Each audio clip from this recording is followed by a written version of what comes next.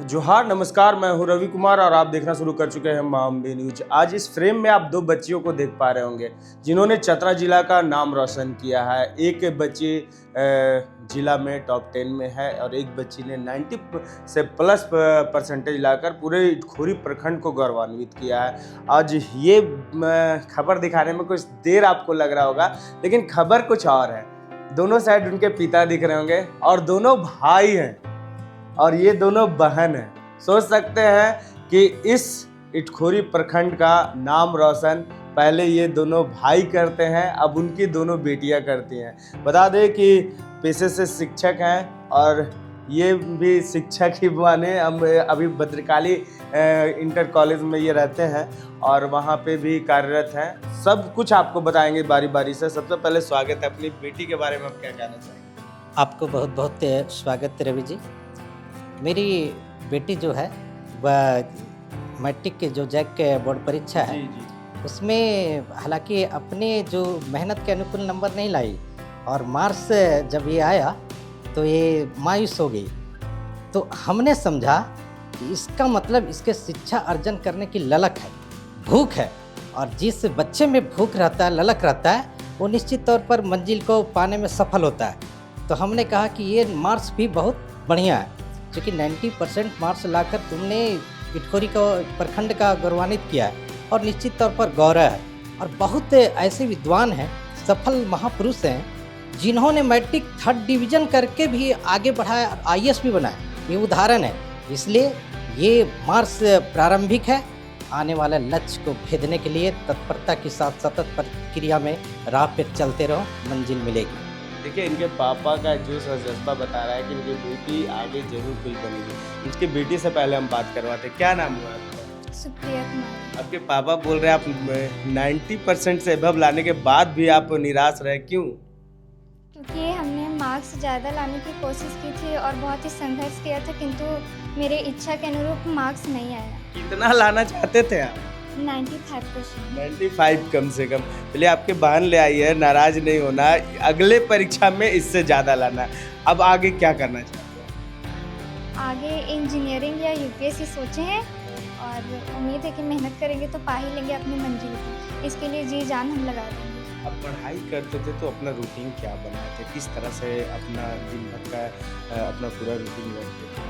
पहले बात तो मीडिया से थोड़ा दूर रहते थे, मतलब यूज करते थे मोबाइल का पढ़ाई के लिए, और सुबह 4 बजे उठ जाते थे और फिर कोचिंग ये सब करके रात को फिर 9 से मतलब 8 से 11 बजे तक पढ़ते थे लगभग। मतलब मेरा 24 घंटा में मतलब 8-7 घंटा पढ़ लेते थे। अगले एग्जाम में इससे ज़्यादा मार्क्स लाओगे? कोशिश तो करेंगे और उम्मीद भी है, लेकिन देखिए।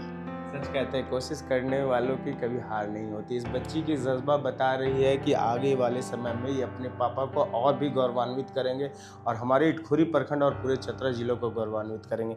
अब हम दिलीप जी से मिलाते हैं। उनकी बेटी जिला के टॉप 10 में हैं और उन्होंने एक इतिहास रचा है। मैं इतिहास इसलिए बोल रहा हूँ कि एक फैमिली के 2 भाई और 2 बहनें, जिनके पापा भाई हैं और उनकी बेटियां दोनों बहन है यहाँ पे, और दोनों ने जो इटखोरी प्रखंड के लिए दिया है, सौगात दिया है। इटखोरी के लोगों को गौरवान्वित होना चाहिए और इन लोगों से सीखना चाहिए कि किस तरह से शिक्षा को एक शेरनी का दूध बनाना चाहिए। जब जो पीता है वही दहाड़ता है। दिलीप जी से हम जानना चाहेंगे, दिलीप जी क्या कहना चाहेंगे अपनी बेटी के बारे में? पहले बहुत बहुत धन्यवाद रवि जी आपको कि आपने अपना कीमती समय निकाला।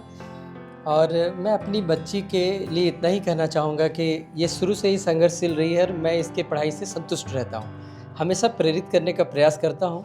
ये पूरे फैमिली और अगल बगल के जितने भी अच्छे लोग हैं, सभी लोगों से ये प्रेरित होती रहती है और सीखती रहती है। कोई भी छोटा से छोटा प्रॉब्लम और बड़ी से बड़ी बात मेरे से शेयर करके ये चाहती है उसके बारे में अधिक से अधिक जानना। शुरू से इसको उत्सुकता रहता है किसी भी चीज़ को जानने का। ये 8वीं क्लास में भी CMMS एग्ज़ाम जो होता है उसको क्रैक कर चुकी है और अभी आकांक्षा का जो एक पहले एग्ज़ाम हुआ है उसको भी ये पास कर चुकी है। दूसरा एग्ज़ाम की तैयारी इसकी जारी है। इसके 95% जो आई वो आपके अनुकूल बेहतर था या और आना चाहिए था? देखिए, कोई भी गार्जियन या स्टूडेंट अपना मार्क्स से हमेशा चाहता है कि कुछ और आता, लेकिन मैं इसमें इतना ही कहना चाहूँगा कि जो आया उसमें संतुष्टि प्राप्त करो और आगे लक्ष्य की तैयारी करो, क्योंकि अभी मंजिल की शुरुआत हुई है और अभी बहुत कुछ आगे कर सकते हैं हम। अभी करने की तो बारी आई है। क्या कहना चाहोगे आप अपने ये 95% के बारे में, क्या और इससे ज़्यादा आता आपका मेहनत के, या आप जितना सोचे थे उतना आ गया? उतना आ गया। अब आगे क्या करना चाहते हैं? डॉक्टर डॉक्टर बनना। तो पढ़ाई आप कैसे करते थे? पापा के द्वारा ज़्यादा शिक्षा मिलता था या कुछ और कहीं से सीजन ज़्यादा करते थे पढ़ाई? पापा से और एनसीईआरटी खुद से दिन भर में कितने समय पढ़ाई पे देते? 3-4 घंटा। मात्र 3-4 घंटा? हाँ लेकिन मतलब जब पढ़ने बैठते थे तो सिर्फ पढ़ाई, कम ही पढ़ते थे, लेकिन पढ़ाई के टाइम सोशल मीडिया बिल्कुल नहीं। एक चीज़ हमें बताओ, सिर्फ पढ़ाई पर ध्यान है या कुछ और करने का? इस पढ़ाई के बीच में कुछ और आपका फेवरेट चीज़ हो, जैसे कुछ खेलना कूदना या कुछ वैसा कुछ आपको? Share market. हो सकते हैं छोटी बच्ची अभी कितना बड़ा सोच लेकर। ग्रामीण है उमेश जी हैं जो हरदम समाज सेवा में आगे रहते हैं, लोगों के साथ घुलते मिलते। इन दोनों बहनों के बारे में, इन दोनों भाइयों के बारे में क्या कहना चाहेंगे?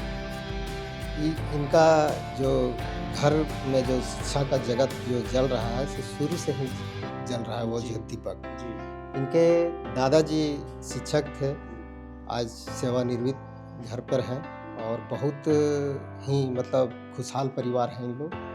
तो जिनका घर में शुरू से शिक्षा का दीप जलता है वो तो दिखता भी है और दिख भी रहा है, उससे हम लोग बहुत बेहद खुश हैं, है ना।